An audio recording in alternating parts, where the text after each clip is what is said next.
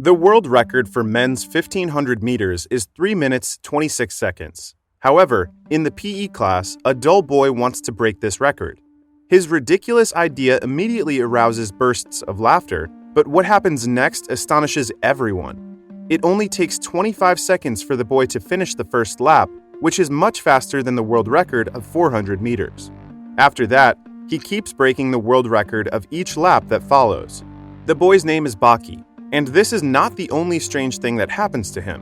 When he runs the 100 meters, his sudden power unexpectedly leaves a deep pit in the ground.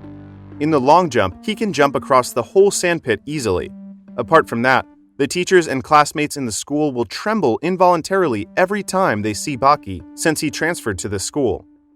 This trembling is by no means from cold, but from the deep fear of the strong. The distinctive feature of Baki quickly catches the attention of the whole school. Of course, people who have an interest in Baki are not just in the school. In the office, the principal is respectfully serving an old man sitting on the sofa. The old man is named Tokugawa. Though not tall, he is the head of the Tokugawa Conservatorium and runs the Tokyo Dome Underground Arena, which is regarded as the sacred ground of combat by fighters. Those who come there to participate in the competition are all world-class fighters. Baki, who is only 17 years old, is the champion of the last underground fighting competition in Tokyo. Tokugawa comes to school to tell Baki a message. A few months ago, 5 men on death row from all over the world escaped from prison one after another. Though not knowing each other, they all headed for Tokyo, and before leaving, they left the same sentence: "I want to taste defeat." As the champion of the last fighting competition, Baki will undoubtedly become the target of these death row inmates. But for Baki himself, he has no interest in what this old man is talking about. All he wants now is his peaceful school life.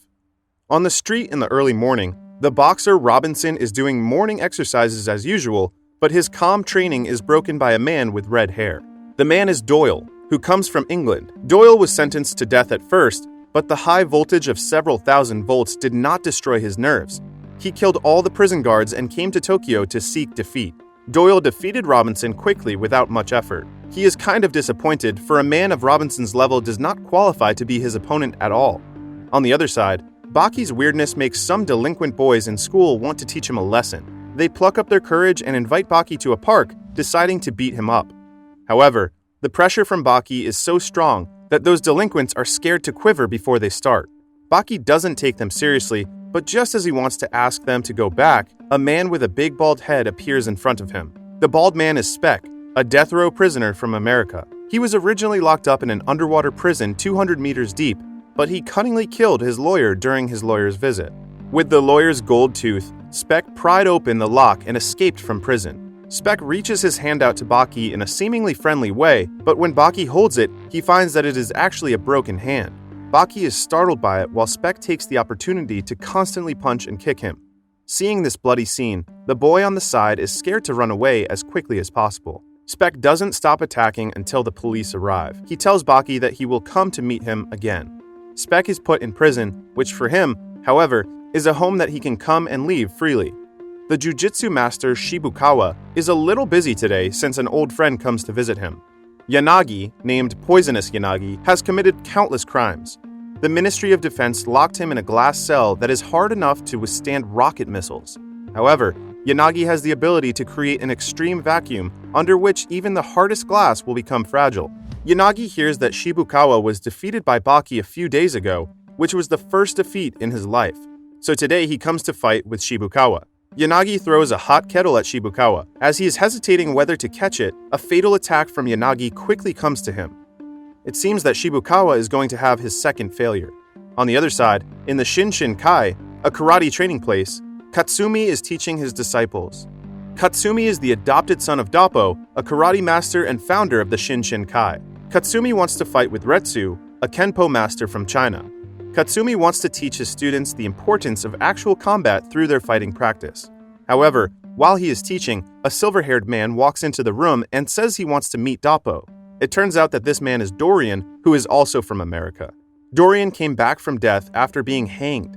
He killed all the prison guards and went to the ancient East alone, trying to experience defeat.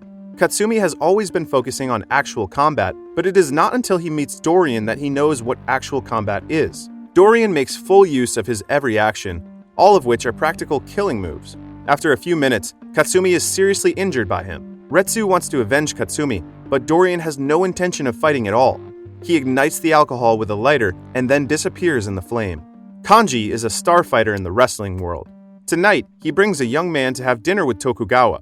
The young man looks confident, and he wants to take part in the underground fighting contests held by Tokugawa as quickly as possible to prove himself. However, the yellow-haired man behind him teaches him a good lesson. The man is Sikorsky from Russia. With amazing finger strength, he climbed out of the 100-meter-deep intercontinental missile silo and killed the hero wrestler in Russia. Sikorsky waves his fists as if they can tear everything, leaving deep wounds on the young man's face with each punch. The young man pays the price for his arrogance. Kanji wants to avenge this man, but ends up with the same result. Now, all 5 death row prisoners have shown up. Tokugawa knows why Sikorsky is here, so he brings him to the underground arena he runs. Soon, the other 4 prisoners also arrive one by one. Apart from them, the top fighters headed by Baki in Japan also come here.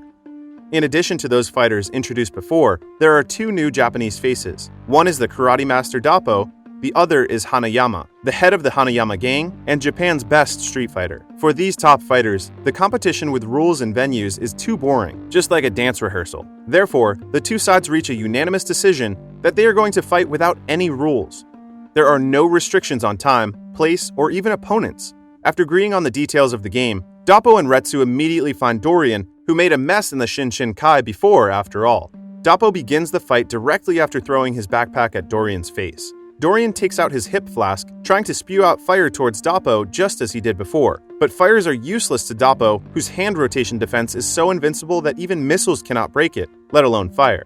But in the next second, his so-called unbreakable defense is easily broken by Dorian. As a thin wire passes across the air, Doppo's left hand is cut off. It is a special kind of wire. Although it is only 4 microns thin, it has a tensile strength of 200 kilograms. As early as Doppo started to attack, Dorian had already put the wire on his wrist.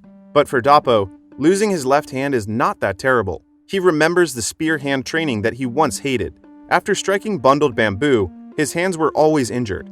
At that time, he thought that if he lost his palm one day, he could also use his arm as a weapon. Dorian is caught off guard by the sudden attack from Doppo. When he comes to his senses again, Doppo is already gone. On the other side, Sikorsky, on his way back, is stopped by Kanji. Kanji knows that he is no match for Sikorsky, so he brings 2 of his fellows. Sikorsky is interested in this game, so he pretends to be knocked down and is taken to the dojo of Kanji. He is tied to the ring with ropes and is shot by Kanji with a gun. But after a magazine of bullets are fired, Sikorsky is not harmed at all. It turns out that he has already put on a bulletproof vest inside to protect himself from being shot. Sikorsky jumps up from the ring. Just in a few seconds, Kanji's 2 fellows are knocked to the ground and cannot even move. Seeing this, Kanji immediately falls to his knees and puts his hands on the ground. This posture in Japan means 100% surrender. However, to Kanji's surprise, Sikorsky makes the same posture, which means a rejection of his surrender. What happens next is very cruel. Sikorsky takes up the barbell and hits it on Kanji. After that, he even pisses on his head. The next day, Baki walks in the park with a girl named Kozu, his classmate. Baki likes her very much.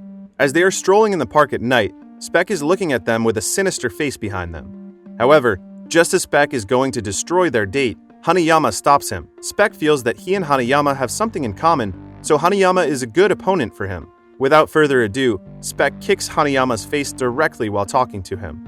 But Hanayama is not harmed at all. He takes off his gorgeous suit, revealing the tattoo Orokodachi on his back, which is the symbol of the head of the Hanayama family. A long time ago, a nameless knight-errant used his life to protect the first patriarch of the Hanayama family. After that, the look of that man was painted as a tattoo, which has been passed down from generation to generation in the Hanayama family. However, Hanayama's tattoo is different from that of other leaders of the family. In order to have a perfect tattoo, he once stormed the opposing gang without any weapons. As a result, he destroyed the gang without any help. The battle was bloody. At last, Hanayama's body was covered with blood and wounds, with which the tattoo seemed even more ferocious. As Hanayama sees, it is not a perfect Orokodachi without any scars. Spec is shocked by his tattoo, but it doesn't stop his attacking. He swings a park bench and smashes it into Hanayama.